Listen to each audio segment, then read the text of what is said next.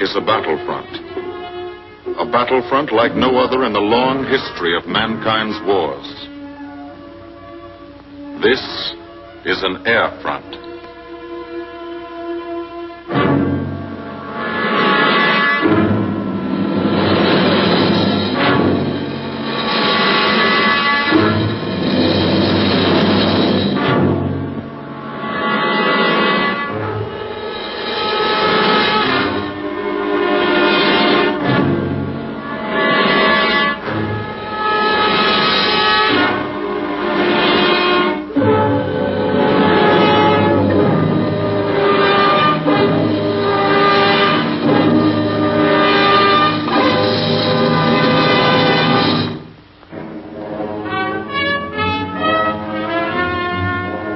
The working day begins, as it will end, with the ground crews, as much a part of the fortress as her wings. If you're a mechanic, you've got your own bomber. You get attached to it. But you know when your ship goes out on a mission, you may never see it again. So you do your work as well as it can be done, perfectly. Because you wouldn't want anything to go wrong that would be your fault.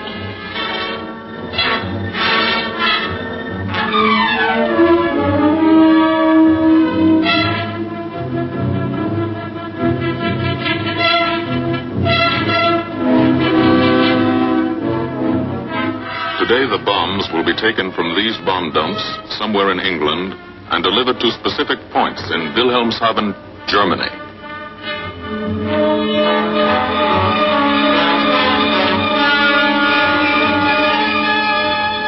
To deliver them is the job of the 8th Bomber Command, just a hauling job, yet one of the most difficult and complicated of military operations.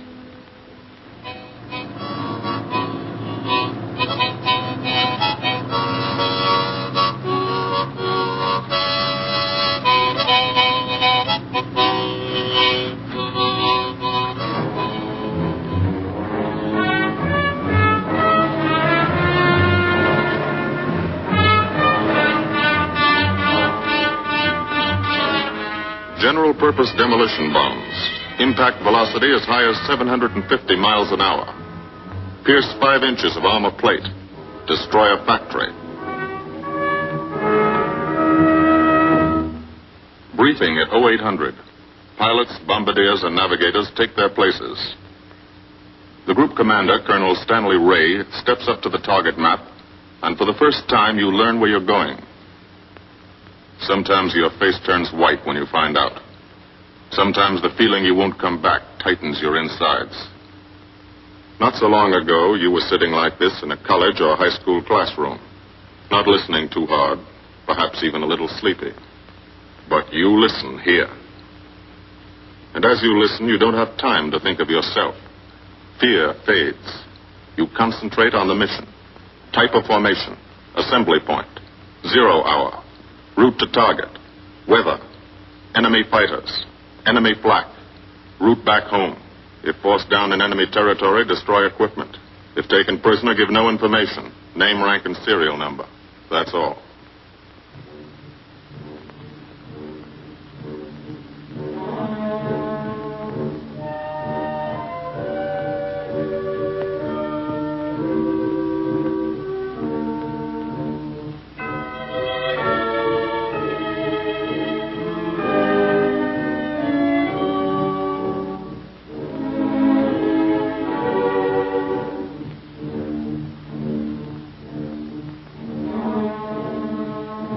These are the passengers with one-way tickets. And this is the crew of the Memphis Belle, 324th Squadron, 91st Heavy Bombardment Group. Just one plane and one crew in one squadron, in one group, of one wing, of one Air Force, out of 15 United States Army Air Forces. Well, fellas, we've never had an easy ride over there yet. And today won't be any different. No escort except unfriendly. So keep your eyes peeled. Don't get excited and yell when you're talking on the intercom. Save your ammunition and make your shots count. And let me know what goes on back there, Quinlan. Yes, sir. Stay on the ball, gang, and she'll bring us back like she's always done. Okay? Let's go.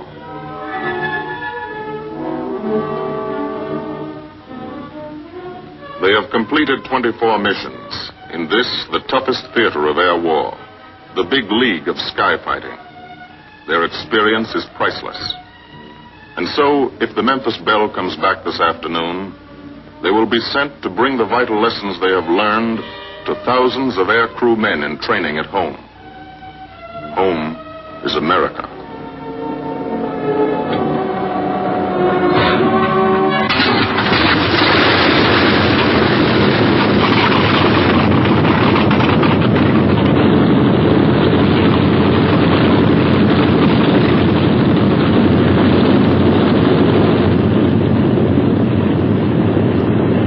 This is a battlefront, like no other in this or any war.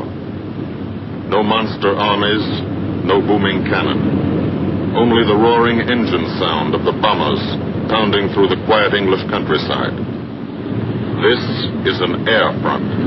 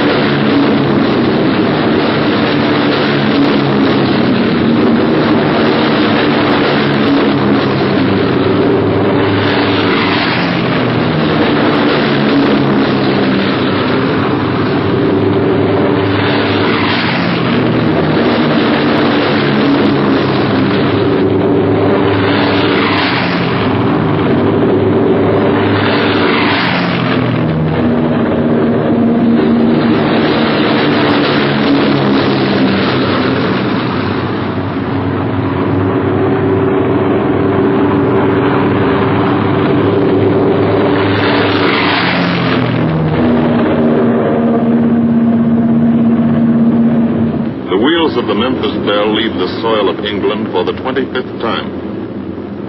The friendly soil of England, with its ordered farms and rural hamlets, its country estates surrounded by formal gardens and well-kept parks. The England these Americans knew only from the classics they had to read in school. The England of the towns and cities, whose people have defended their island's freedom for over 1,000 years. But today, their countryside has changed. Today, their island has been converted into a gigantic bomber field, a super aircraft carrier anchored off the shores of Fortress Europe, with hangars and machine shops, with hundreds of dispersal points, perimeter tracks, and concrete runways. This is England in its 5th year of war. And this is the new battlefront, the air front, from which we seek out the enemy. Not his infantry or his artillery, not his panzer divisions, but the greater menace, the industrial heart of his nation, the foundation on which the Nazi Empire and its armies stand, the power behind the German lust for conquest.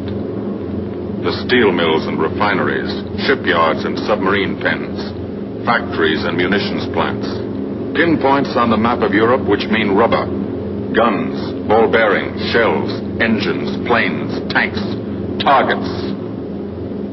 Targets to be destroyed. And these are the destroyers, each with a belly full of bombs, and 10 men like the crew of the Memphis Belle. Pilot Captain Robert Morgan, industrial engineer from Asheville, North Carolina. He's flown this ship across the Atlantic. The other pilot, Captain Jim Verinis, business administration student at the University of Connecticut. Radio operator and gunner, Sergeant Bob Hansen, construction worker from Spokane, Washington. Navigator, Captain Chuck Layton, chemistry student at Ohio Wesleyan. Engineer and top turret gunner, Sergeant Harold Locke, from Green Bay, Wisconsin. Used to be a stevedore. Besides keeping the Belle in order, he covers the sky above. Tail gunner, Sergeant John Quinlan of Yonkers, New York. Clerked for a carpet company, but he quit December 8th, 1941. Ball turret gunner, Sergeant Cecil Scott. Firstman for a rubber company in Rahway, New Jersey. Pilot to crew, 10,000, put on oxygen. They're climbing higher now, 300 feet a minute. The strain on the planes and on the men is mounting. The rest of the crew, Bombardier Captain Vincent Evans, operated a fleet of trucks in Fort Worth, Texas. Waist gunners, on the right, Sergeant Bill Winchell, chemist for a paint company in Chicago. And on the left, Sergeant Tony Nastal, used to repair washing machines in Detroit when he was a kid. Now he's 19 and has 2 Nazi fighters, confirmed.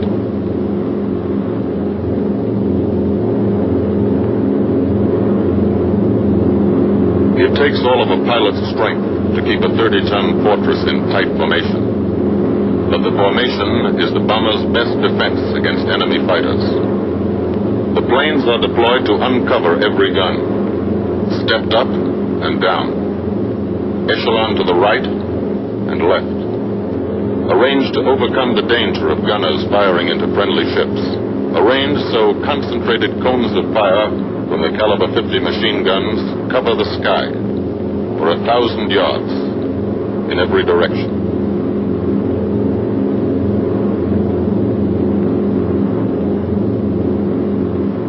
The friendly coast of England slips by below. It doesn't look like much now, but in a few hours when you come back, if you come back, this will be the most beautiful view in the world. Higher and higher, climbing to reach your best operational altitude, 25,000 feet, 5 miles straight up. So high you can't be seen from the ground with the naked eye. So high that after 1 minute without oxygen you lose consciousness. After 20 minutes, you're dead.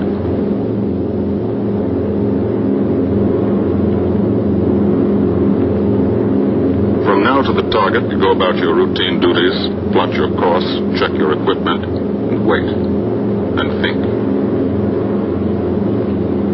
Higher and colder. Temperature 40 degrees, below zero. Take off your glove and you lose some fingers. You look out at the strange world beyond, reflections in plexiglass, like nothing you ever saw before, outside of a dream.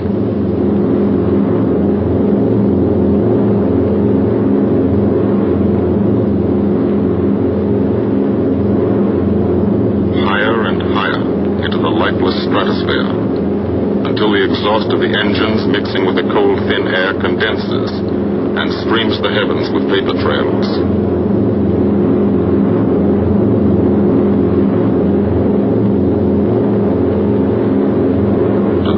Ships, they're far from beautiful, for they point like beckoning fingers to the formation, signposts in the sky for the enemy to spot us.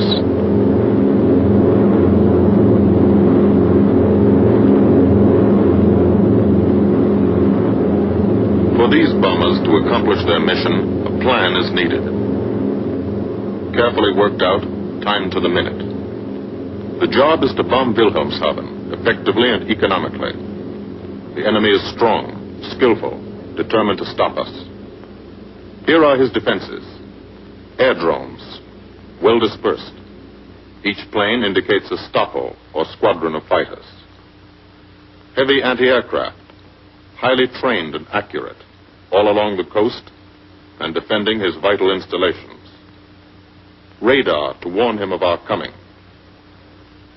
Here is our plan to divide his defenses and weaken his opposition. At 13:30 hours, shortly after takeoff, 6 groups of planes will be heading toward the enemy coast from 6 directions. The Blue Force, 100 B-24 Liberator 4-engine bombers. The White Force, 300 B-17 Flying Fortresses. The Green Force, 300 B-17s with an escort of 6 squadrons of P-47 Thunderbolts. A force of B-26 Marauders, twin-engine medium bombers with 6 squadrons of RAF Spitfires escorting. Almost 1,000 planes and over 8,000 men in the air. The enemy alerts all his airdromes. But which is our main force? What are our targets? Where should the Nazi controllers send their fighters? It's our job to make them guess, and guess wrong.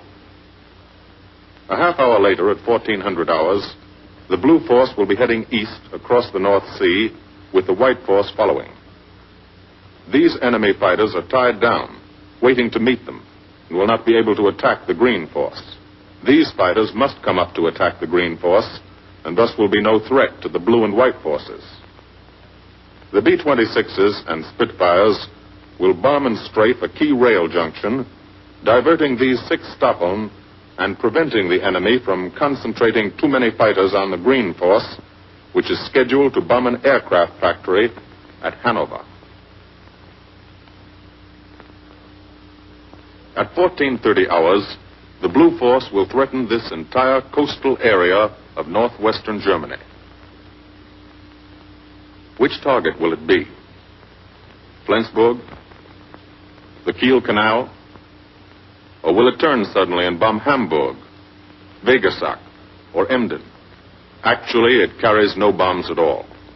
It's a decoy and keeps the fighters from the northern area busy while the White Force, the main effort, heads for the submarine pens of Wilhelmshaven.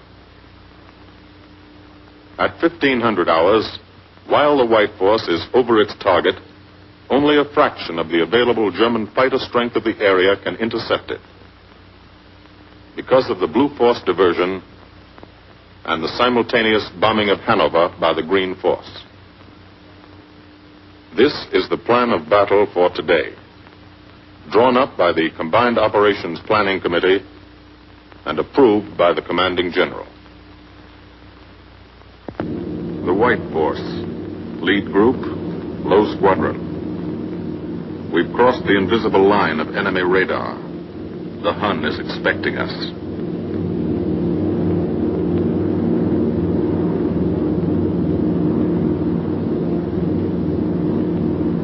Steel helmets go on. Watchful eyes strain. Tight formations are held tighter still. Tense gunners more alert because here it comes.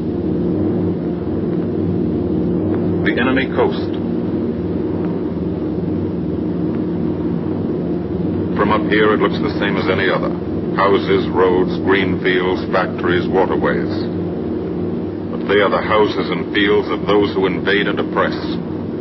They are the factories and roads of the people who twice in one generation have flooded the world with suffering.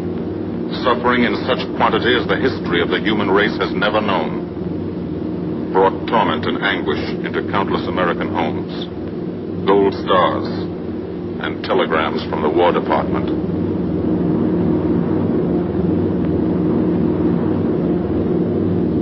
The first plaque, just harmless-looking, silent puffs of smoke. Only each puff is a shell exploding, throwing shrapnel around the sky. Exactly the range, accurate plaque by radio prediction. 5 miles down, Nazi anti-aircraft batteries have calculated the altitude, speed, and course. Where will the next one hit? You try not to be there.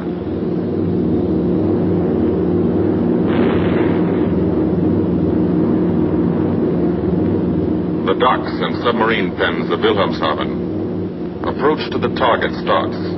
No smoke screen can protect it.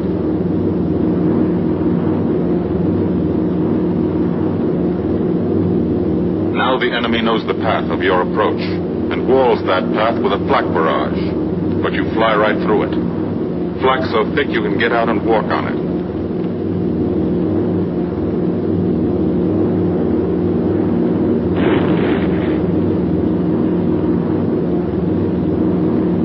Morgan changes course every 15 seconds. Evasive action to confuse the flak batteries.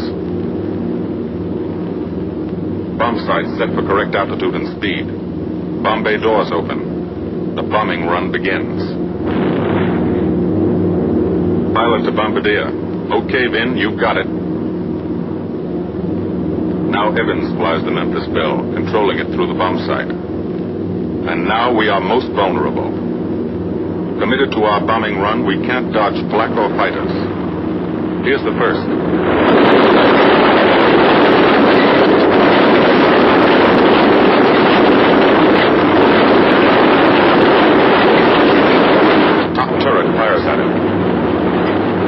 Evans must ignore the battle. Crosshairs lined up on target. Adjustments for wind drift made. 2 more fighters diving from 9 o'clock. Flak now has the range too. They've hit this fort, but he keeps on his bombing run.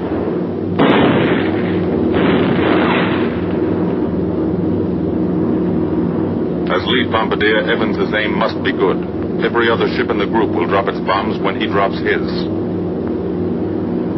Now, one pointer on the bomb site moves toward another stationary pointer. The instant they touch, bombs will release.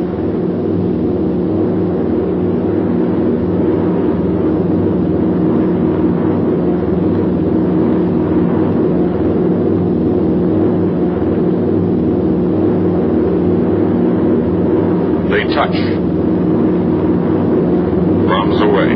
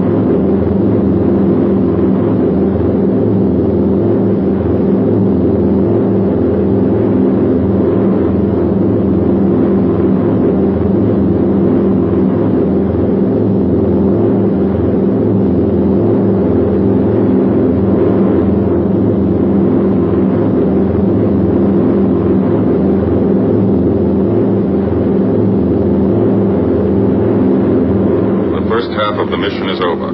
The easy half. Now to get home.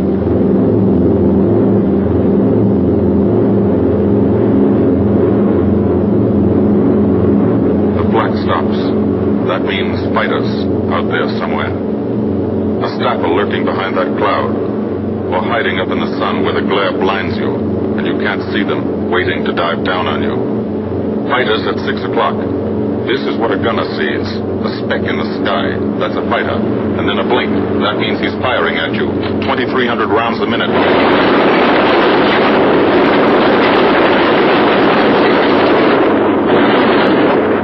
In a running battle, one of the most important instruments is the interphone. There's 4 of them. 1 o'clock high. They're coming around. Watch.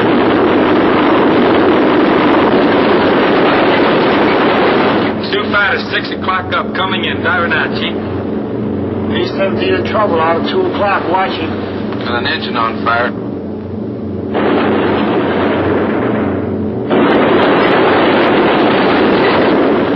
There's 2 more diving through the 94th. 3 planes, 9 o'clock, coming around. Keep your eye on them, boy. Coming around to 10. Watch them, so keep your eyes open. They're breaking 11, breaking 11. I got them. Coming around underneath at 10 o'clock. I got see 'em. those 2 at 2 o'clock. Watch them, Scotty. I got my sights on them. Check that B-17, Chuck. 3 o'clock. Motor smoking. Fighters 10:30 coming around. Those 10:30 upper or lower?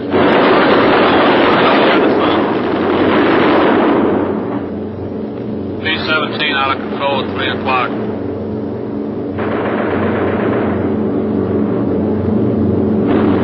Come on, you guys. Get out of that plane. Bail out. There's one. He come out of the bomb bay. Yeah, I see them. There's a tail gunner coming out. Watch out for fighters. Keep your eye on them, Bill. See any parachutes, Quinlan? 2 parachutes. So black at 9 o'clock. 8 men still in that B-17. Come on, the rest of you guys. Get out of there. Come on, Bill. So far, there's 3 more shoots. Flag, 11 o'clock. Fighters 6 Heavy o'clock. 109 at 3 o'clock. Keep after him, would you? I see them. I'm on them. Come on, you son of a bitch.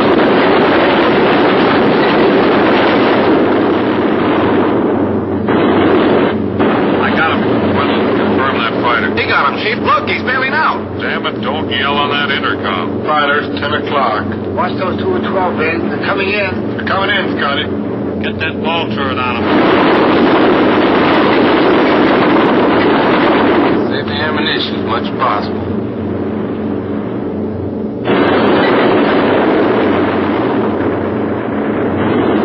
Watch that fighter coming in at 3 o'clock. He's coming in a half roll. Pull her up, Chief. Pull her up. Hurry.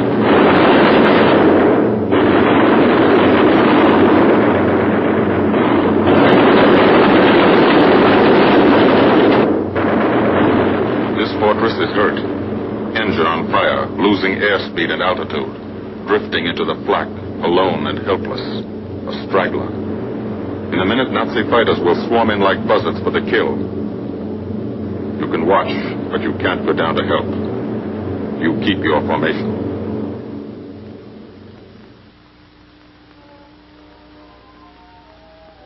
Here, too, the mission is being flown. None the less real for being in the minds and hearts of these men behind.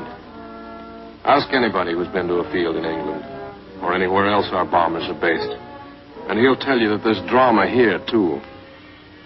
Waiting to see who's coming back.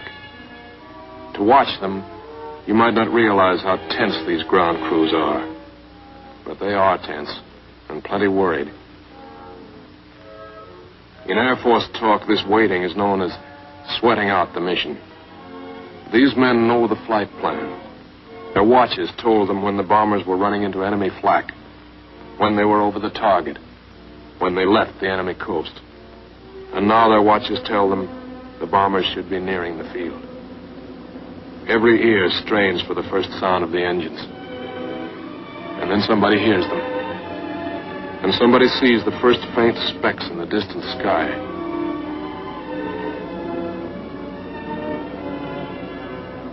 Every face turns to see and count. The watchers try to read the numbers on the ships.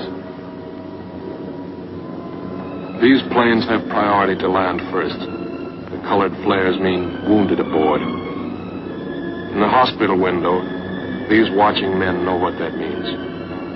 They know what it feels like to lie on a bouncing fortress floor for hundreds of miles through the frozen stratosphere great pain, with the other men in your crew fighting to keep you alive until they hit the field? The field. Home. It'll be okay then. Because there'll be medical care. The best. As soon as the wheels of your plane stop rolling.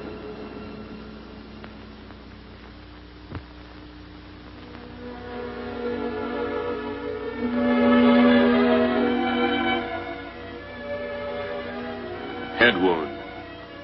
Concussion. 20-millimeter cannon shell exploded in his radio compartment. Shock. Internal injuries. He'll be all right, though. Flak burst scattered flying shrapnel. He's full of steel splinters. This pilot's leg is not a pretty sight. Neither are the docks at Wilhelmshaven. These men will all get the Purple Heart. And this man, too. Posthumously.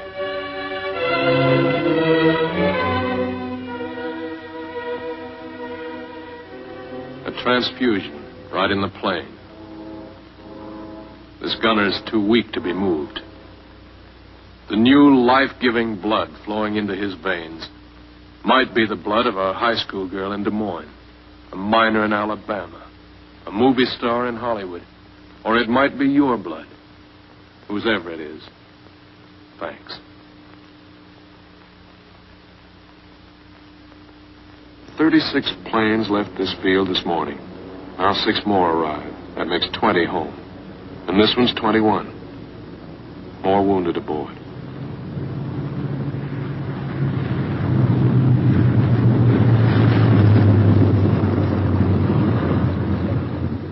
.22. Coming in with his left inboard engine dead.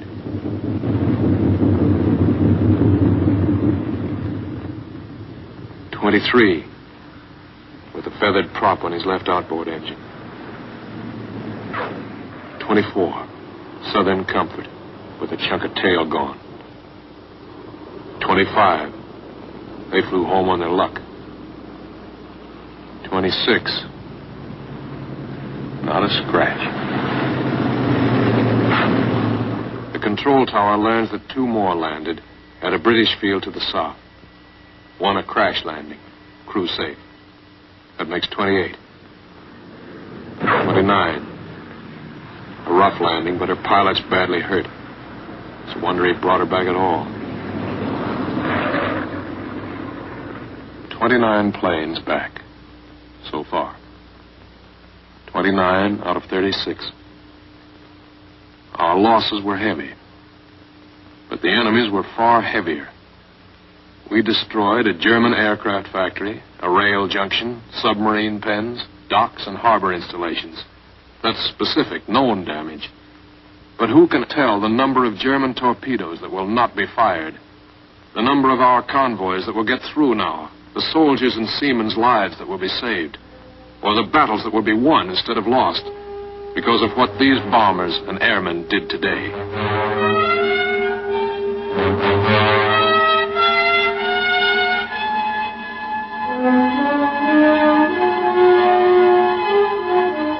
Pilot and tail gunner. They can laugh now. Fire on the inboard engine did this. Flames streaked back and burned the stabilizer, too. Another crew luck brought back.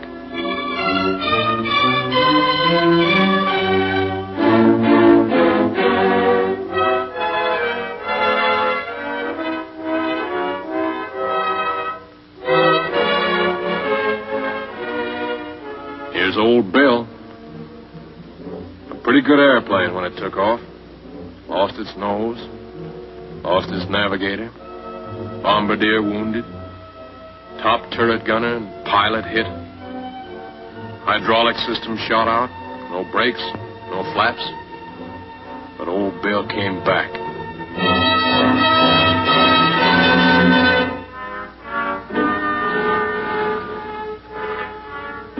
Now, among the returned crew members, talk flows like a river. Talking out every detail of the mission. These are the faces of combat. Faces of Americans who have watched their comrades die. Faces that can never forget the enemy. And there are no mood there to picture taking.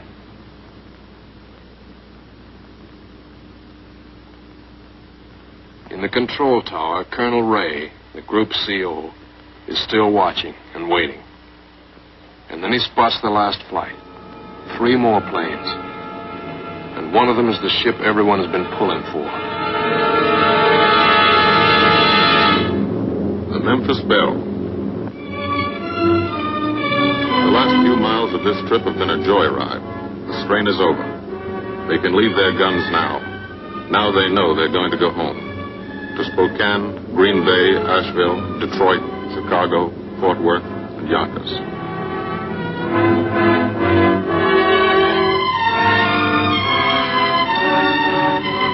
The Belle comes in for her landing.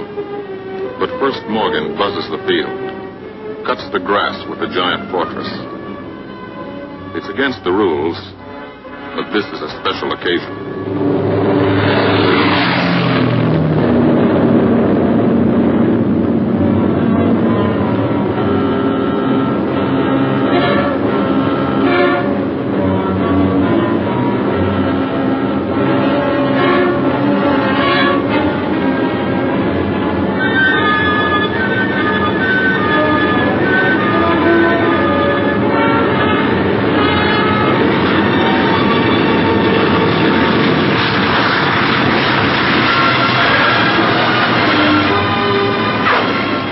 The Memphis Belle come back to the soil of England for the 25th time.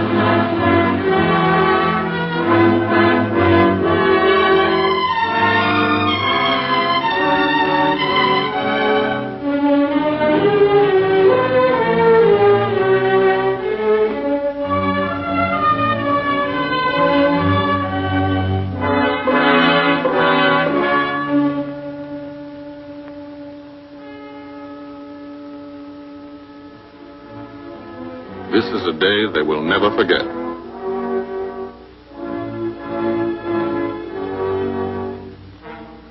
Another great day soon after, Brigadier General Hansel visited the field and presented the Distinguished Flying Cross to every member of the crew.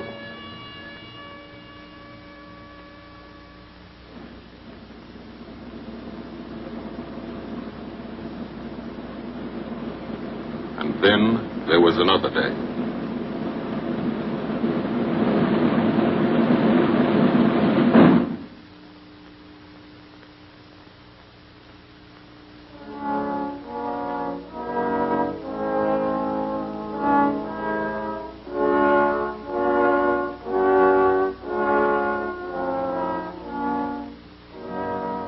Their Majesties, the King and Queen of England.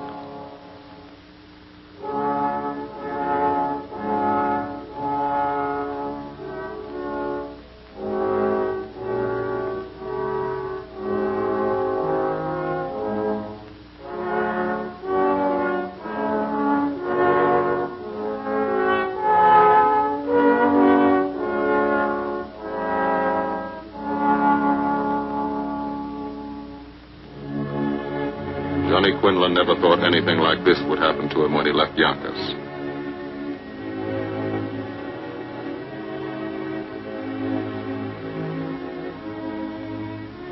The ground crew were a little self-conscious about being dressed in fatigues, but the Queen thought they were very nice.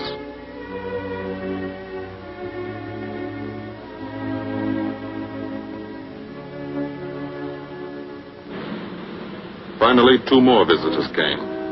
General Acre, commanding the 8th Air Force, and General Devers, U.S. commander of the European Theater. The Belle crew received them in flying clothes.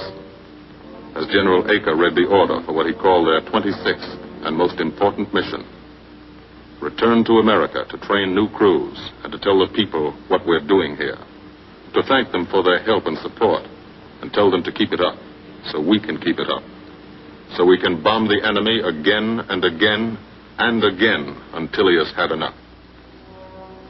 And then we can all come home.